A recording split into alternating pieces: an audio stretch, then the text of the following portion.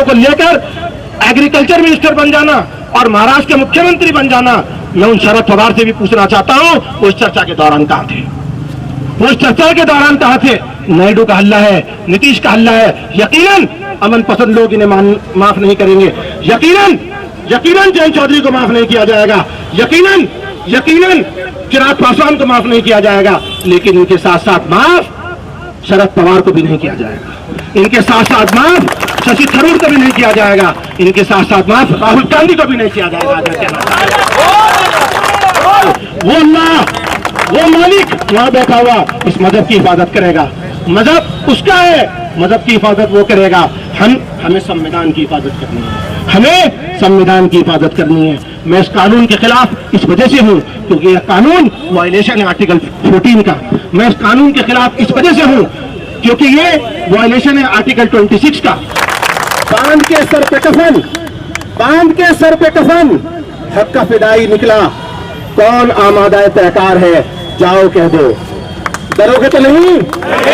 डरोगे तो नहीं? पिटोगे तो नहीं? जैसा कहा जाएगा मानोगे कि नहीं मानोगे? इस कानून को वापस करने के लिए अपनी जिंदगी को कुर्बानी लगाओगे कि नहीं लगाओगे? याद रखना, हम कानून के मानने वाले हैं, याद रखना हम संविधान के मानने वाले हैं। हम इस संविधान की रक्षा के लिए, इस संविधान की हिफाजत के लिए पुरअज़्म है, हमारा इरादा अटल है। आज ये जो वक्फ अमेंडमेंट कानून आया है, ये वक्फ अमेंडमेंट कानून ये दरअसल मुसलमानों पे हमला नहीं है, ये बात आपको समझनी पड़ेगी। ये दरअसल मस्जिदों पे हमला नहीं है, ये दरअसल खानकाहों पे हमला नहीं है, ये कब्रिस्तानों पे हमला नहीं है। ये अगर हमला है तो हिंदुस्तान की गंगा जमनी तहजीब पे हमला है। ये अगर हमला है तो संविधान पे हमला है। याद रखना, आप आज जो लोग यहाँ बैठे हैं, जो लोग खड़े हैं, मेरी आवाज को सुन रहे हैं क्योंकि संविधान ने ताकत दी है। जब ये संविधान हिटलरशाही में तब्दील हो जाएगा, जब ये संविधान फासिज्म में तब्दील हो जाएगा, न मैं कह पाऊंगा न आप सुन पाएंगे। इसलिए हम इस संविधान को बचाने निकले हैं। याद रखना, सर पे कफन बांधकर हम संविधान को बचाने निकले हैं। लोग कह रहे होंगे कि मुसलमानों की प्रॉपर्टी छीनी जा रही है, लोग कह रहे होंगे कि औकाफ को छीना जा रहा है। अटैक संविधान पे है, खिलवाड़ संविधान के साथ हो रहा है। क्योंकि अगर संविधान महफूज है तो मैं महफूज हूँ, संविधान महफूज है तो आप महफूज हैं, संविधान महफूज है तो मस्जिदें महफूज है, मदरसे महफूज है, खानकाहें महफूज है। ये हमला संविधान पे है। याद रखना मेरे दोस्तों, हम संविधान को बचाने के लिए अपनी जान की कुर्बानी भी लगा देंगे। आज सरकार से अलायंस करने वाले एक शख्स ये कहते हैं कि हम जलियांवाला बाग बना देंगे। याद रखिए, वो लोग जो जलियांवाला बाग कहते हैं, तो हम जलियांवाला बाग दुनिया के अंदर कमिटेड हुई बड़ी एट्रोसिटीज में एक है, जहां हजारों लोगों को गोली मार दी गई थी। तो आप क्या कहना चाहते हैं कि आप अंग्रेज वाला कानून लाएंगे? अंग्रेज भी संविधान का दुश्मन था, अंग्रेज भी इस मुल्क का दुश्मन था, अंग्रेज भी लूट करके इस देश पे राज करना चाह रहा था। आप भी लूट करके, आप भी घसूट करके इस देश पे राज करना चाहते हैं। अंग्रेज ने भी बात कर राज किया था, आप भी बात करके राज करना चाहते हैं। तो मैं कहता हूँ, पहले लड़ो थे गोरों से, अब लड़ेंगे गोरों से, अब लड़ेंगे चोरों से। याद रखना, ये संविधान के चोर हैं, ये संविधान के डाकू हैं, ये संविधान को छीन रहे हैं, ये संविधान को छीनना चाहते हैं। मैं बार बार इस बात को एम्फसाइज करके इसलिए कह रहा हूँ कि आज आपको मजहब में उलझाया जा रहा है, आज आपको मजहब की अफीम चटाई जा रही है। अगर बात मजहब की होती तो ये मेरे भाई राहुल पेटी आज हमारे साथ कंधे से कंधा मिला के न खड़े होते।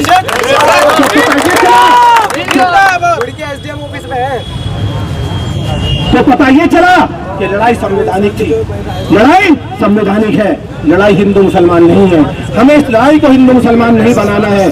हम इस देश के पहले वासी हैं, उसके बाद हम हिंदू हैं, उसके बाद हम मुसलमान हैं। अगर इस देश में हमारा भाईचारा कायम है तो याद रखना ये देश कायम है, और अगर देश कायम है तो हमारे मजहब कायम है। अगर देश नहीं बचेगा तो हम ऐसे मजहब को क्या करेंगे बचा के? याद रखना, हमें देश बचाना है, हमें देश बचाना है। मजहब जिसका है, मजहब जिसकी हम इबादत करते हैं, वो इतना कमजोर नहीं कि वो मजहब की इबादत ना कर सके। वो अल्लाह, वो मालिक वहां बैठा हुआ इस मजहब की हिफाजत करेगा, मजहब उसका है, मजहब की हिफाजत वो करेगा। हमें संविधान की हिफाजत करनी है। हमें संविधान की हिफाजत करनी है। मैं इस कानून के खिलाफ इस वजह से हूं क्योंकि यह कानून वायलेशन है आर्टिकल 14 का। मैं इस कानून के खिलाफ इस वजह से हूं क्योंकि ये वायलेशन है आर्टिकल 26 का। मैं इस कानून के खिलाफ इस वजह से हूं ये वायलेशन है आर्टिकल 29 का।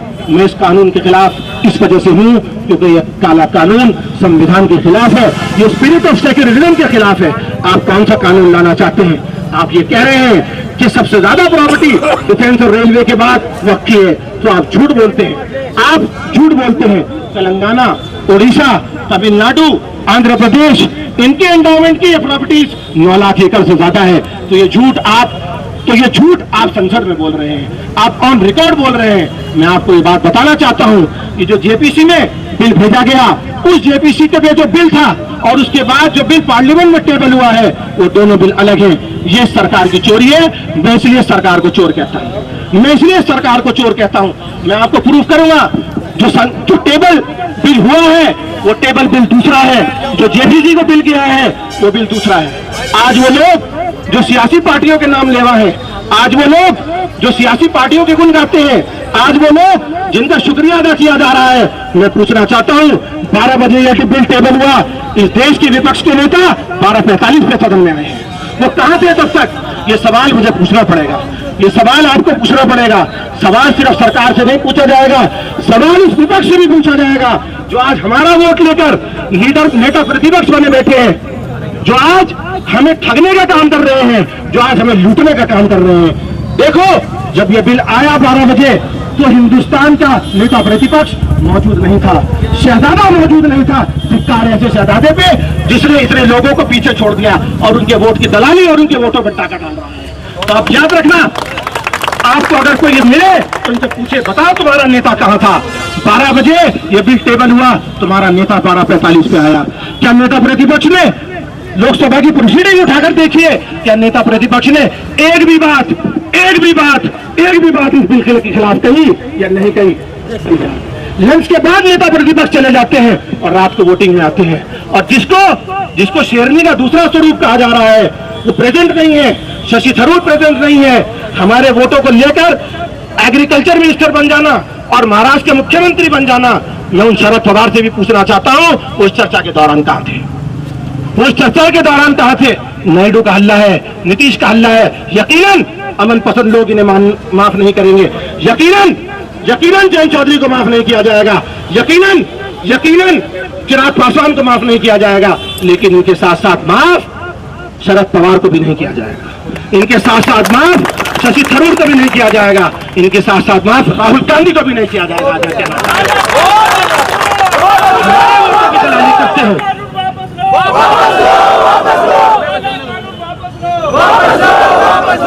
आपके बोरे में बीज भाजपा काट रही है।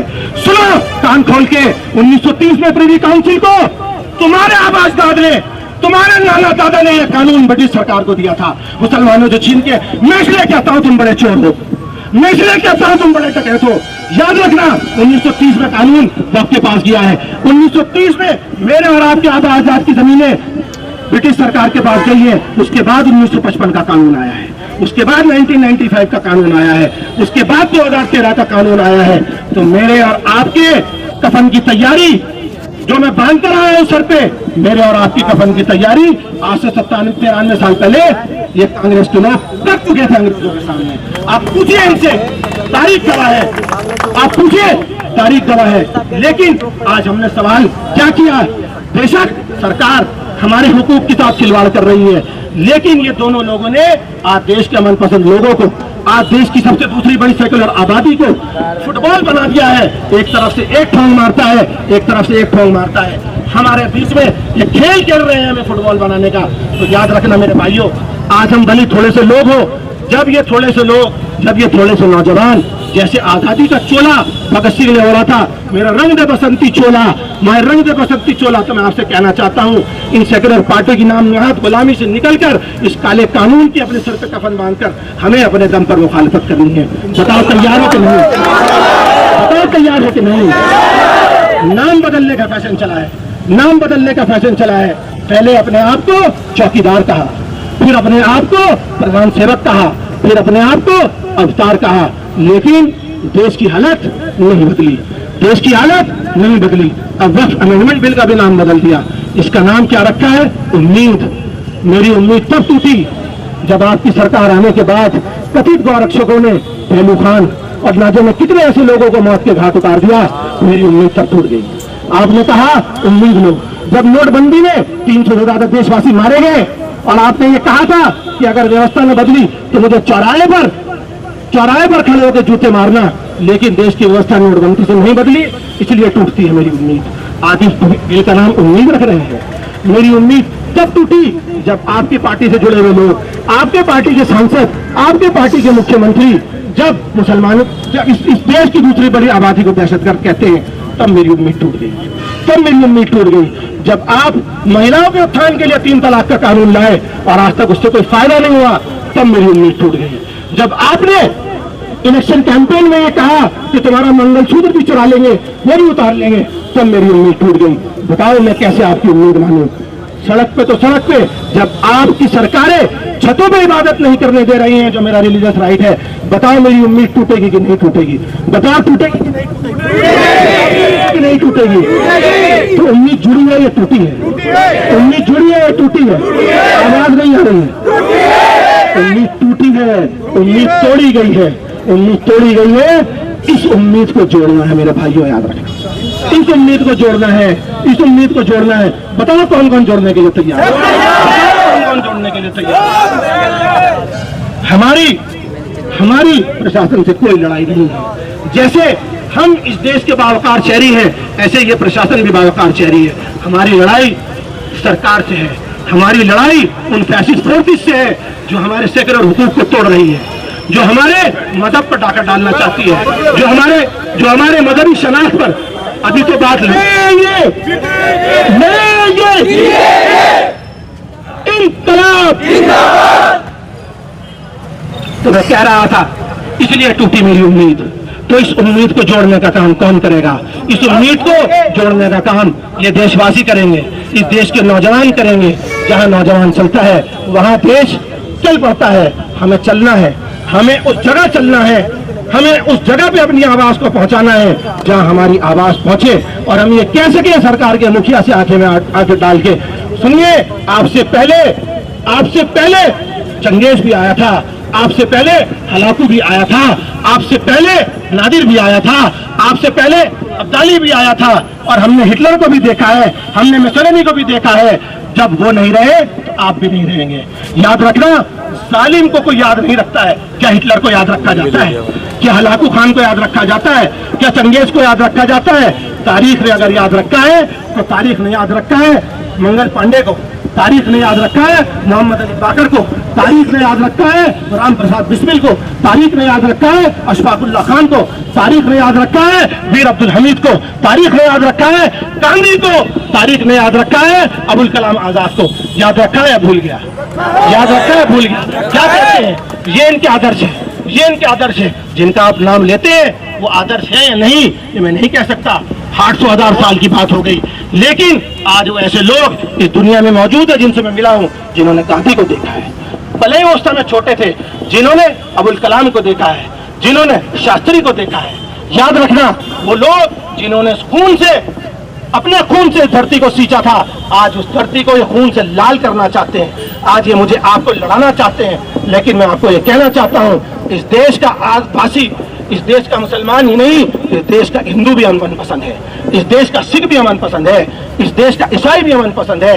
ये देश अमन का देश है, ये देश मोहब्बत का देश है, ये देश, ये मिट्टी मोहब्बत की मिट्टी है। तभी या दुनिया के किसी कोने में ऐसा आपने नहीं देखा होगा कि आदमी मिट्टी को अपनी माँ कहे, लेकिन यहाँ के रहने वाले लोग मिट्टी को भी अपनी माँ कहते हैं। तो आज हम इस मिट्टी की कसम उठाते हैं, आज हम इस मिट्टी की कसम उठाते हैं, आज मादरे वतन हिंदुस्तान की कसम उठाते हैं, मादरे वतन हिंदुस्तान की कसम उठाते हैं। जब तक ये काला कानून वापस नहीं होगा, तब तक हम ये लड़ाई लड़ते रहेंगे ना। हमारा जो प्रोग्राम था वो कलियर में था, यहाँ कुछ तरतीब ऐसी बनी कि हमको यहाँ जमा होना है। अब यहाँ से जमा होने के बाद हमको कलियर की तरफ जाना है। यहाँ प्रशासन के लोग खड़े हैं, हमारी इनसे कोई लड़ाई नहीं है, हमारी इनसे कोई लड़ाई नहीं है। हम इनके सामने ये बात कहना चाहते हैं, या तो आप हमको कलियर जाने दीजिए, या हम यहाँ धरना करेंगे, या आप हमें गिरफ्तार कर लीजिए। हम आपको कह रहे हैं, हम व्यवस्था खराब नहीं करना चाहते हैं, हम कानून नहीं तोड़ना चाहते हैं। भाई देखो बात सुनो, उधर यहाँ प्रशासन के जो लोग खड़े हैं, हमारे अति हम रेस्पेक्ट करते हैं, उनकी सम्मानजनक है। हम उनसे ये कहना चाहते हैं कि हम अपनी बात रख रहे हैं। लोकतंत्र में अपनी बात रखना संविधान की आत्मा है। अगर संविधान की आत्मा को दबाया जाएगा, जो लोग यहाँ पर खड़े हैं, जो लोग अपने आप को इस लोकतंत्र का स्तंभ कहते हैं, चाहे वो मीडिया के लोग हों, चाहे वो अदलिया के लोग हों, चाहे वो संसद के लोग हों, चाहे वो इंतजामिया के लोग हों, वो इस बात को माने, अगर संविधान सलामत है तो सब कुछ सलामत है, और संविधान सलामत नहीं है तो कुछ भी सलामत नहीं है। तो रोड चल रहा है, हमारे किसी धरने से, हमारे किसी जमा होने से यहाँ कोई भी बेसिक नेसेसिटी रोड पे नहीं रुकी है। हम इस व्यवस्था को ऐसे ही बना के रखना चाहते हैं, हम इस व्यवस्था को ऐसे ही बना के रखना चाहते हैं। लेकिन अगर हमारे अधिकारों का हनन होगा, अगर हमारे अधिकारों को छेड़ा जाएगा, तो हम अपने अधिकारों को छीनने के लिए बिल्कुल तैयार हैं। मैं यहाँ खड़े हुए जिम्मेदार अधिकारियों से ये कहना चाहता हूँ, हम कोई व्यवस्था खराब नहीं कर रहे हैं। हम यहाँ, हमें क्लियर जाने दिया जाए। सबसे पहले हमारी ये डिमांड है, हमें क्लियर जाने दिया जाए, और अगर आप क्लियर हमें नहीं जाने देते हैं तो आप हमको फिर अरेस्ट कर सकते हैं। हम तो तैयार हैं सर, हमारा सर झुकेगा नहीं, कट बन जाएगा।